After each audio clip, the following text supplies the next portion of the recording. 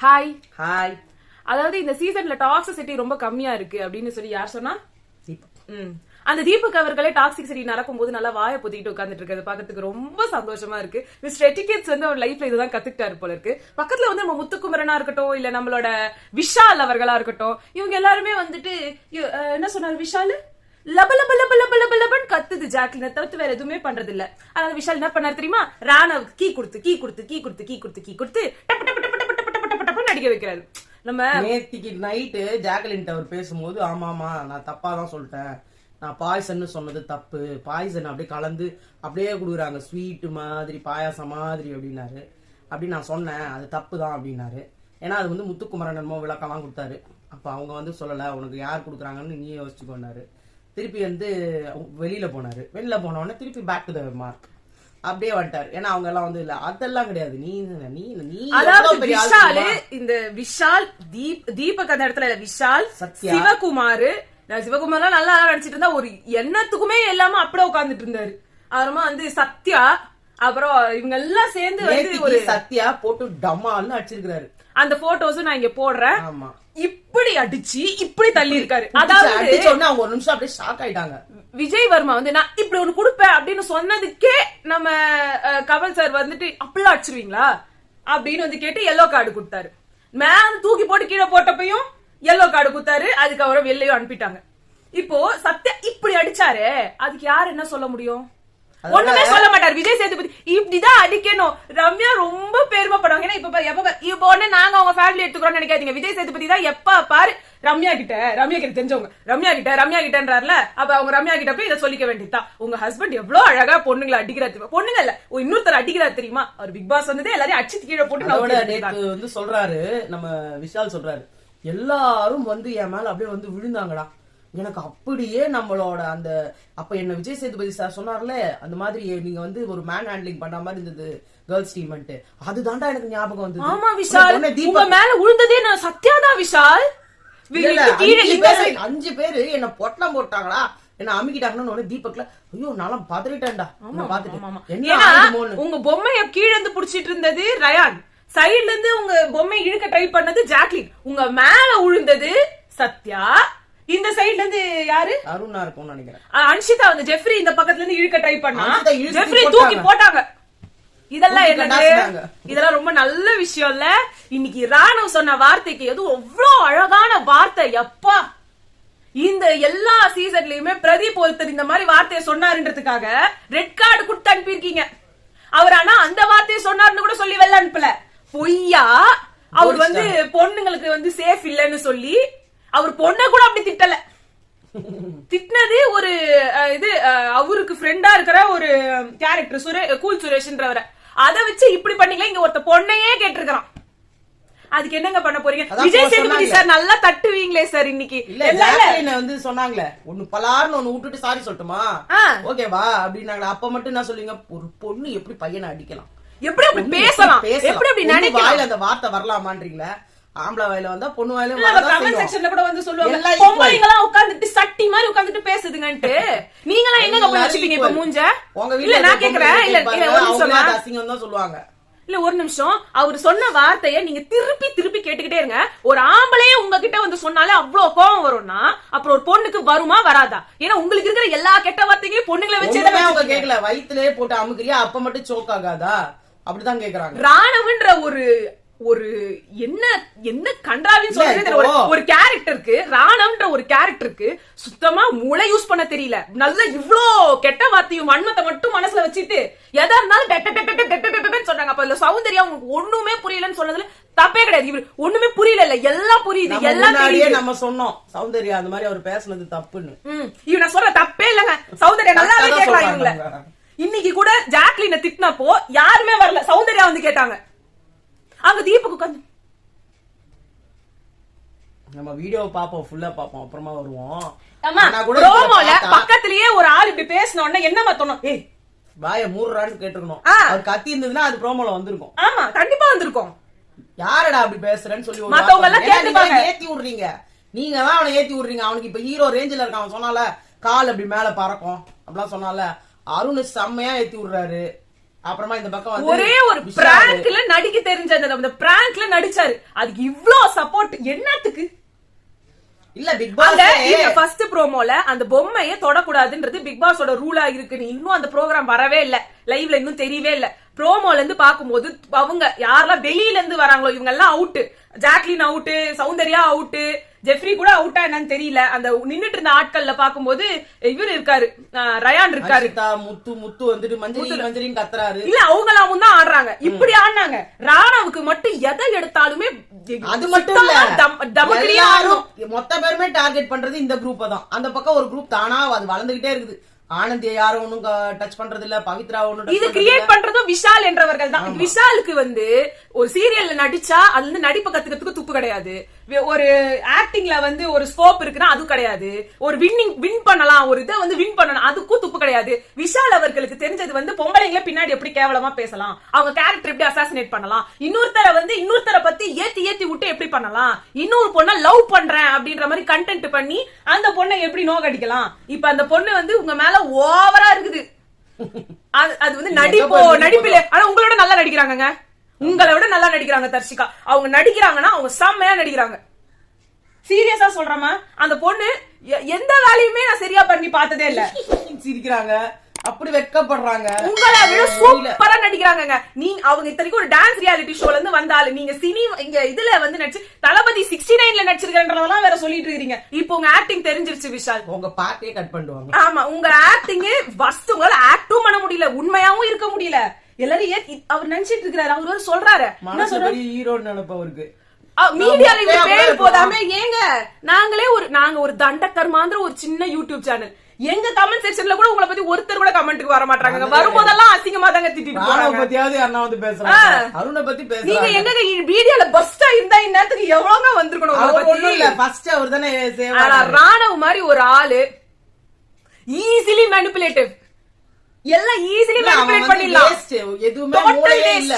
அருண சொன்னாங்க அடிச்சுடா போய் அப்படின்னா போற அடியா. நான் இன்னொரு பேர் சொல்லவா, அருண சிட்டி ரோபோன்னு. நீங்க இவருதான் சிட்டி ரோபோ. அருணுக்கு கீ கொடுத்தா கத்துவாரு, ஆனா எந்த கெட்ட வார்த்தையும் பேச மாட்டாரு, கையும் வாங்க மாட்டாரு யாரையும்.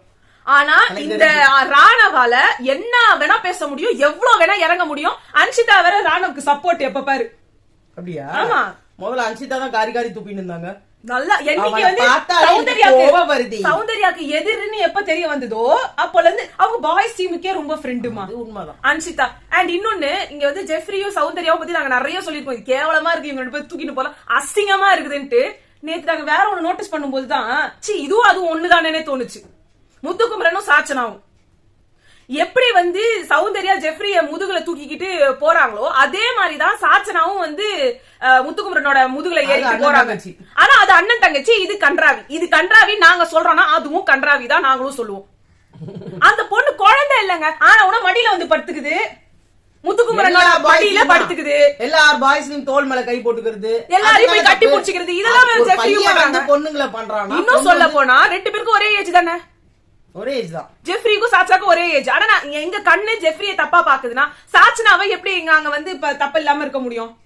ஒரு எல்லாருமே ஜெஃப்ரிய தப்பா சொல்றோம், அப்ப சாச்சனாவை ஏன் தப்பா சொல்ல மாட்டீங்க? எது எடுத்தாலும் என்ன அக்கா அண்ணா அப்படின்னு சொல்லிட்டாங்க மாட்டோமா அப்படின்ட்டா முடிஞ்சு போச்சா? நீ வீட்டுக்கு போகணும். அப்போ ஜெஃப்ரி வந்து ஜாக்லின் அக்கான்னு தான் சொல்றான், ஜாக் அக்கான்னு தான் சொல்றான். அது சொல்றாங்களோ சொல்லலையோ அது அவங்க கேவலமா இருக்கு. இன்னொன்னு, ராணவ் பண்ணதுக்கு என்ன நடக்க போகுதுன்னு எனக்கு தெரிஞ்சாகும். எனக்கு தெரிஞ்சு விஜய் சேதுபதி ஒண்ணும் கேட்க போறது கிடையாது. ஏன்னா விஜய் டிவி டீம் ஒன்னும் சொல்ல போறது கிடையாது. சொன்னாலும் இவர் வந்து எதுவும் கேட்கவும் மாட்டாரு. எனக்கு தெரிஞ்சு சாசனா போய் அப்படின்னு சொல்லணும்னு நினைக்கிறேன். அது மட்டும் இல்ல, இன்னைக்கு காலையில சாச்சனா வந்து போய் பூவை கட் பண்ணிடுச்சு. ஒரு பூ கட்டு, அதுக்கு வந்து எல்லா ஆண்களும் எதிர்ப்பு. ஆனா விஜய் சேதுபதி சார் வந்து பாசிட்டிவா தாங்க இருப்பாரு. என்ன காரணத்துக்காக கட் பண்ணாங்க? எல்லாத்துக்கும் நீங்க வந்து டிஃபென்ஸ் மோட்லயே இருக்கீங்க. எதை சொன்னாலும் காதுல வாங்குறது கிடையாது. எத்தனை வாட்டி உங்களுக்கு ஒரே ஏன் வருது தெரியுமா? அந்த முதல் நாள் இந்த அளவுக்கு ஒரு கேப்டன்சி இல்லன்னு சொன்ன ஒரே காரணத்தினால. அதுவும் அதே நாள் இவர் வந்து சாப்பிட்டுட்டு இருந்தாங்கல்ல சாச்சனாமா, சாச்சம்மா தேவி, அப்ப முடி மேல பட்டுச்சு. பிக் பாஸே சொன்னது, பிக் பாஸே சொல்லிட்டு அப்புறமா ஆமா அத வந்து ஏமா முன்னாடி வந்து முடி விடுதமா எப்ப பாரு உங்களுக்கு வந்துகிட்டே சொன்னாரு. ஏமா உன்னை அன்னைக்கு சொன்னதுக்கு நீ என்ன சொன்ன? நான் வந்து இப்படி இல்ல அப்படி இல்ல அடுத்த வாட்டி அப்படி இருக்க மாட்டேன் அப்படின்னு நீ தான் சொன்ன.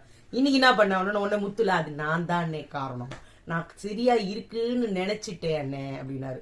அப்ப நீ ஏன் போய் முத்துக்குமரன் சொல்லு, உங்களுக்குன்னு ஒரு பிளே இருக்கு நாங்க திருப்பி சொல்லிட்டு இருக்கோம். ஒரு ஆஃபே ஆவறீங்க. ரொம்ப நல்லது முத்துக்குமரன். இப்படியே சாட்சி நம்ம பக்கத்துல வச்சுக்கோங்க. டோட்டலா உங்களை சமாதி கட்டிட்டு போயிட்டே இருக்கும். சேதுபதி சார் வந்து அந்த மாதிரி புகழ்ந்துட்டாங்கல்ல, அப்ப இத நம்ம கூடயே வச்சுக்கிட்டோம்னா குட்டி சாத்தானே புரிஞ்சு போச்சு.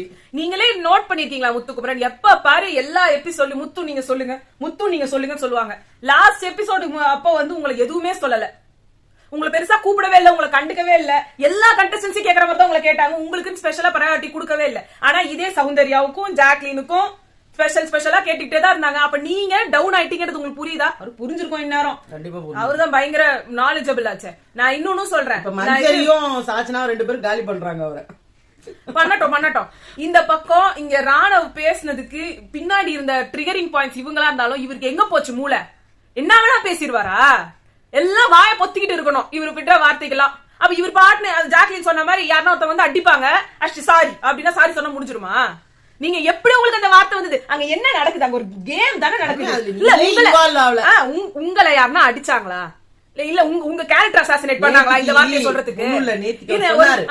என்ன சொன்னார்னா, இந்த கேம்ல நான் வெளில வந்துட்டேன், இந்த கேம்ல நான் வெளில வந்துட்டேன், இதுக்காகவே சண்டை வரணும்ன்றதுக்காகவே பிக் பாஸே போட்ட பிளான் தான் இந்த உள்ள போய் விழுறது. சோ பிக் பாஸே நினைப்பாரு இந்த மாதிரி கெட்ட வார்த்தைகள் வர்றது அடிதடி நடந்தா ஒண்ணு சாதாரணம், அதுக்கு தானே நான் இந்த டாஸ்கே கொடுத்தேன், அவர் வந்து பேசட்டும் அப்படின்னு நீங்க விட்டீங்கன்னு வச்சுக்கோங்களேன். அவங்க என்ன பண்ணுவாங்களோ தெரியல. அன்சிதா போய் ஜாக்லினா வந்து கத்திய வச்சு குத்தினாலும் குத்திடுவாங்க, அவ்வளவு கடுப்புல இருக்கிறாங்க அவங்க. அவங்களுக்கு ஜாக்லினா பிடிக்கல, அவங்க தோத்துட்டாங்கல்ல.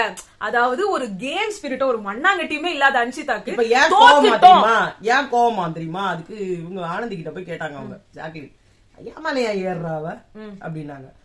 இல்ல அதெல்லாம் ஒண்ணும் இல்ல, அவ வந்து இப்படி சொல்றா அதுதான் எனக்கு தெரியும், நீ வந்து சொன்னியா 30 செகண்ட்ஸ் கொடுப்பாரு பிக் பாஸ் அப்படின்னு சொன்னா நீ என்ன பண்ணுவ அப்படின்னு. மஞ்சரி நான் எடுத்து போய் பொம்மைய, அப்ப நீ பொம்மைய வெப்பியா மாட்டியா அப்படின்னு மஞ்சரி வைப்பேன்னு சொன்னாங்க. அதே மாதிரியே என்னையும் கேக்குறா, அப்ப வந்து மேனிபுலேட் பண்றா எல்லாரையும் அப்படின்னு அவங்கதான் சொன்னாங்க.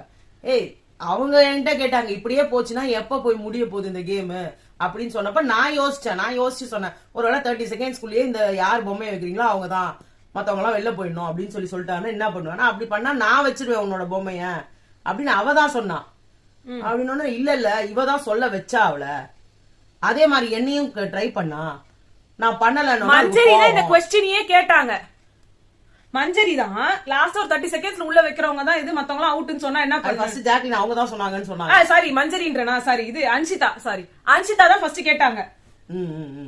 இந்த மாதிரி வந்துட்டு யாராவது ஆனா மஞ்சரி கேட்டாங்க அப்படின்னு தான் அவங்க ஜாக்லின், அது ஒரே குழப்பி போய் இருந்தது. மஞ்சரியும் கேட்டாங்க இத, அன்சிதா கிட்ட வந்து மஞ்சரி போய் பேசினாங்கம்மா. அப்ப எனக்குமே இப்ப குழப்பிடுச்சு இவங்க 2 பேர்ல யார் கேட்டாங்க. ஆனா இந்த வார்த்தை இவங்க 2 பேருக்குள்ளதான் வந்தது. 30 செகண்ட்ஸ் இருந்தா என்ன பண்ணுவீங்கன்ட்டு வந்து கேட்டப்போ இப்படியே போச்சுன்னா என்ன ஆக போகுது அப்படின்னு கேட்டிருக்காங்க. அதுக்கு வந்து இவங்க சொன்னாங்களாம் ஜாக். மஞ்சரி என்ன சொன்னாங்க ஞாபகம் வந்துருச்சு, கடைசி 30 செகண்ட்ஸ் தான், இதுக்குள்ள நீங்க யார் வைக்கிறீங்க இல்லன்னா இல்லன்னு சொன்னா நான் போய் ஜாக்லினோட போய் தான் வச்சிருவேன் அவங்களே சொல்லி அவங்களே ஆன்சர் சொன்னாங்க. இப்பதான் அது இவங்க நான் தான் சொல்ல அது சொல்லுது. ரெண்டாவது லாஸ்ட் 30 செகண்ட்ஸ் இருந்தா என்ன சொல்லுவோம்? ஃபர்ஸ்ட் வந்து அவங்க முதல்ல மஞ்சரி சொன்னதா தான் சொன்னாங்க. முதல்ல இருந்தே மஞ்சரி அன்சிதா கிட்ட போய் பேச ட்ரை பண்ணாங்க. அன்சிதா எனக்கு வேண்டாம், எனக்கு தெரியாது, அவங்க வந்து பேசிட்டு இருந்தாங்க. பேசும்போது அவங்க என்ன சொல்லிட்டு இருந்தாங்கன்னா, நீங்க வந்து அந்த பொம்மைய நான் எடுத்துட்டு போய் தீபக்கோட பொம்மைய வந்து உள்ள இவங்க வந்து ஜாக்லின் வந்து தீபக் பொம்மைய உள்ள வச்சுட்டா நீங்க என் பொம்மைய வச்சிருவீங்களா அப்படின்னு கேட்டாங்க. அதுக்கு அவங்க வந்து தெரியாது அப்படின்னாங்க. மேபி அப்படின்னாங்க. அப்ப இவங்க உடனே வந்து ஜாக்லின் உங்களுக்கு ஆசையா? ஜாக்லின் இல்ல, அவங்களுக்கு மஞ்சரியும் போக கூடாது, போயிடணும். தீபக் பொம்மையை உள்ள வச்சுட்டா நீங்க என்னோட பொம்மையை கொண்டு போய் வைக்கிறீங்களா மஞ்சரி? அப்ப ஜாக்லின் தானே அதுல அவுட் ஆகும். ஆமா அதுக்குதான் பேசினாங்க. இன்னொன்னு அப்புறமே வெளியில வந்து இன்னொரு சைடுக்கா வந்துட்டு ஜாக்லின் கிட்ட கேக்குறாங்க, நீ வந்து பொம்மையை உள்ள போய் வச்சிரு, அன்சிதா போய் என் பொம்மையை வச்சிருவாளான்னு.